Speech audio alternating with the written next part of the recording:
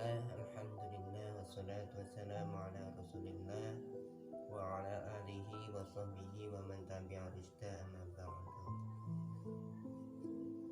Alhamdulillah, kita bertemu kembali dalam kajian kitab tafsir surah Yasin karya Syekh Hamami Saddah, yang insyaallah pada hari ini kita akan melanjutkan pada ayat wasawa'un alaihim anzartahum ila akhirih, ya. Tapi sebelumnya mari kita mulai dengan bacaan Al-Fatihah. Ala hadini Al-Fatihah.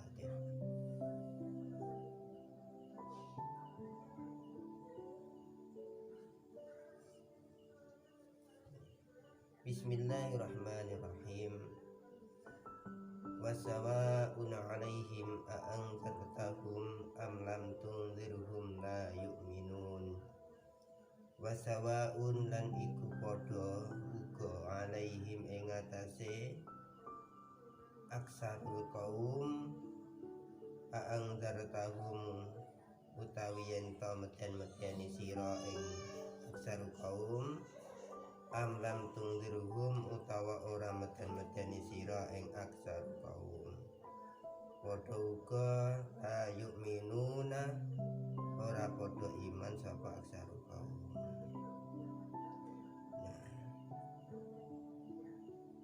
ayat ini ya masih berkaitan dengan ayat sebelumnya, yang dimana pada ayat sebelumnya itu dijelaskan bahwa banyak orang ya dari kaum kafir Quraisy ya, yang tidak bisa menerima ya, ajakan dan dakwah dari baginda Nabi Muhammad SAW. Ya, digambarkan mereka di dalam surah Yasin di ayat sebelumnya, yaitu waja'alna min baini aydihim saddan wa min khalfihim saddan fa'aghshaynahum fahum la yubsirun. Digambarkan pada ayat itu seakan-akan Allah menjadikan di sisi depan dan belakang mereka itu penghalang, sehingga mereka tidak bisa melihat apa-apa, terhalang dari. Jadi Allah menghalangi gitu ya, menjadikan penghalang sehingga menghalangi pandangan mereka. Pandangan yang dimaksud itu adalah pandangan atas kebenaran, karena kesombongan yang mereka miliki ya, dan juga sifat angkuh ya, dan kebencian mereka terhadap baginda Nabi Muhammad SAW, sehingga hal itu menjadikan penghalang bagi mereka untuk bisa menerima kebenaran dari baginda Nabi Muhammad SAW.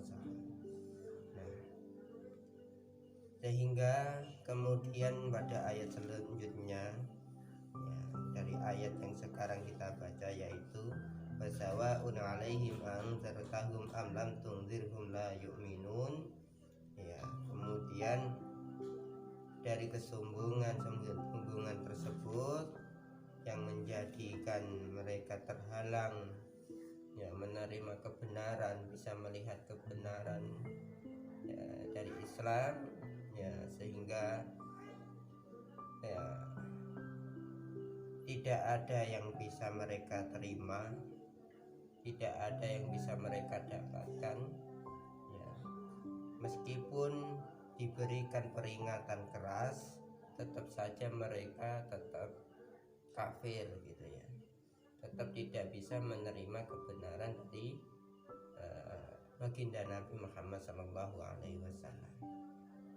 Nah, ini gambaran bagi orang-orang yang mengingkari kebenaran Islam, di mana hati mereka penuh dengan kebencian terhadap Islam ya, hati mereka penuh dengan keangkuhan dan juga merasa bahwa dirinya atau keyakinannya itu lebih baik daripada Islam.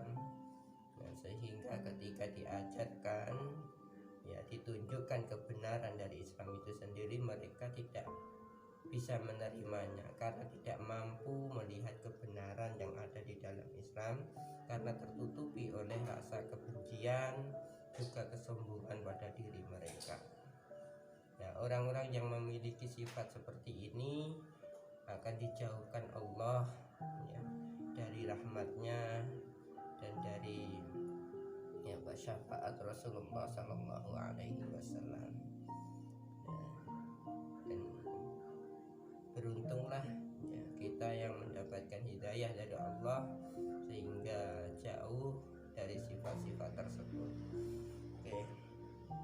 Terus selanjutnya dijelaskan dalam kitab tafsir ya, bahwa tafsir karya Syekh Hamami Sedah ini dijelaskan li'annahu sabata fi ilmillahi ya, li'annahu karena setuhune kelakuan sabata iku sabata wis tetep fi ilmillahi ing dalem sifat ilmune Gusti Allah, annahum temen setuhune aksaru kaum iku la yu'minun ya, iku la yu'minun ora iman sapa aksaru kaum, bal yamutuna balik bakal mati sapa aksaru kaum ala kufri ing atase netapi kufur.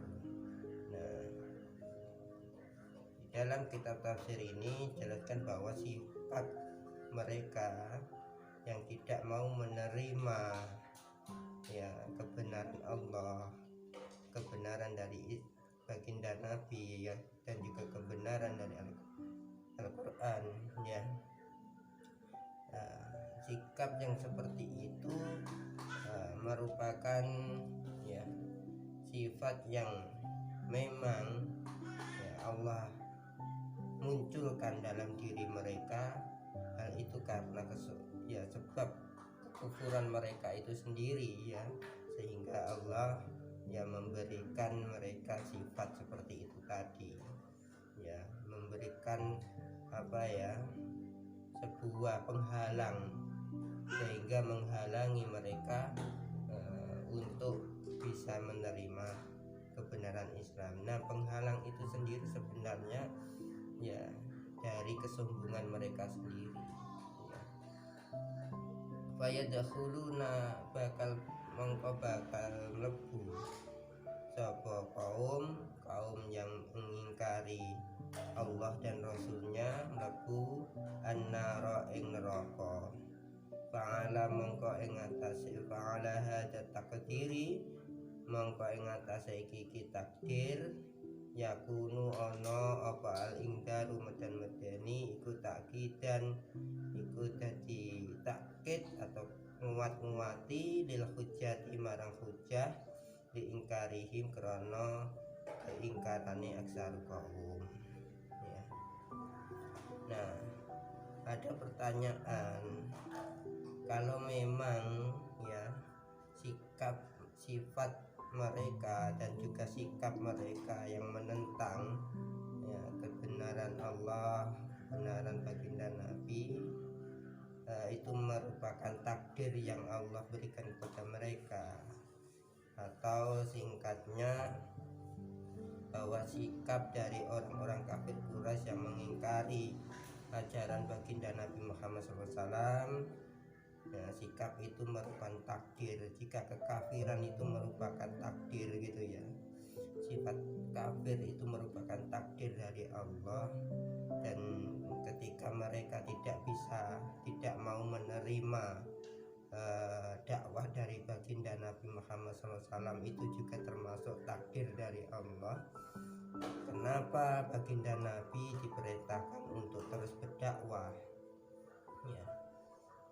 Nah, ini kalau ditarik ke masa sekarang, jika kita berdakwah, kita menyebarkan kebenaran, tetap saja banyak orang yang jahat gitu ya, banyak saja orang yang mengingkari Islam, banyak saja orang yang memusuhi Islam. Terus untuk apa kita berdakwah? Nah, ini dijawab di dalam tafsir ini bahwa ajakan untuk berdakwah ya, ajakan untuk ajaran Nabi Muhammad SAW itu merupakan takkidal lil hujjah, merupakan sebuah hujjah, ya, sebuah alasan kuat untuk apa? Untuk menentang diingkarihim, keingkaran mereka nantinya. Jadi ketika nantinya di alam akhirat, ya, di alam mahsyar, ketika semuanya dibangkitkan dari kubur dan mendapatkan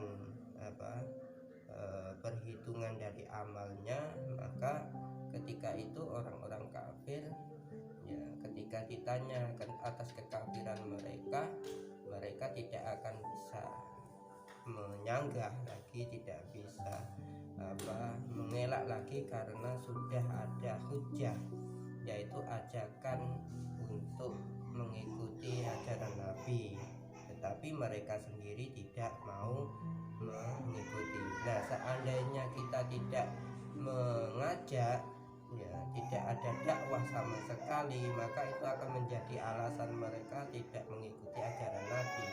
Alasannya karena tidak ada yang mengajak gitu ya. Nah, maka kita diperintahkan semuanya umat Islam untuk berdakwah, ya, agar nantinya bagi mereka yang tidak mau, bagi mereka yang mengingkari ajaran, mengingkari baginda Nabi, ya, tidak ada alasan untuk mengelak lagi, ya, karena ya sudah ada ajakan berdakwah, ya. Nah, selanjutnya innama tunziru manittaba dzikra wa khasyiyar rahmana bil ghaib fabasyirhu bimaghfirati wa ajrin karim. Innama tunziru angin pestine meden-medeni sira man ing wong ittaba'a kang anut sapa man adzikra ing bebeling, wa khasyiyar rahmana wa khasyiyalan wedi sapa man ar-rahmana ing zat kang welas asih bil ghaibi kelawan ghaib samar, babasirhu lan engkau hubungan sira bimaghfirati kelawan pengapura wa ajrin karim dan ganjaran kan agung. Nah, yakni ya Muhammad ingdaruka, ya Muhammad ingdaruka utawi oleh meden-medeni sira bil Qur'ani kelawan Qur'an iku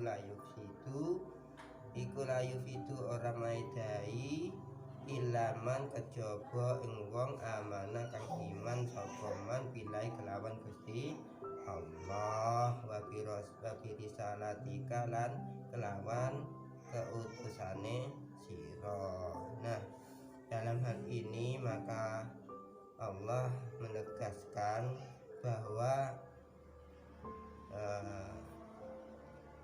dakwah Nabi Muhammad SAW itu hanya bisa diterima bagi mereka yang hatinya itu memang mencintai Allah dan Rasulnya, dan mereka yang takut kepada Allah. Bagi mereka yang tidak takut kepada Allah dan tidak menginginkan petunjuk Allah, maka tidak akan bisa menerima hidayah dari Allah, tidak bisa menerima kebenaran dari dakwah baginda Nabi Muhammad SAW, atau tidak bisa menerima kebenaran di balik ajaran Islam, ya. Maka untuk bisa menerima, bisa memahami kebenaran yang ada di dalam ajaran Islam, kita bisa memahami hikmah-hikmah yang ada di dalamnya, bagaimana baginda Nabi menyampaikan ajarannya bisa kita serap dengan baik, maka kita harus menjaga hati kita agar selalu ingat kepada Allah dan takut kepada Allah Subhanahu wa taala. Karena ketika hati ini sudah keras, hati ini sudah tidak ada rasa takut kepada Allah, tidak takut melakukan dosa, dan hati ini penuh dengan kebencian, kesombongan, seperti orang-orang kafir Quraisy ya, membenci dan membenci ajaran Nabi Muhammad SAW, membenci Islam, kemudian hatinya penuh dengan keduniawian, ambisi, nafsu dan lain sebagainya, sehingga itu menjadi penutup ya bagi hatinya, tidak bisa menerima dan tidak bisa melihat kebenaran yang ada di ajaran Islam. Nah, untuk itu mari semuanya ya kita berdoa kepada Allah agar Allah senantiasa memberikan kita ya, nikmat iman, Islam dan ihsan, sehingga kita bisa menjadi hamba Allah yang selalu diridhoinya. Mungkin itu saja yang bisa saya sampaikan untuk kali ini. Mohon maaf jika ada kekurangan. Akhir kalam, wallahu muwaffiq ila aqwamit thoriq. Wassalamualaikum warahmatullahi wabarakatuh.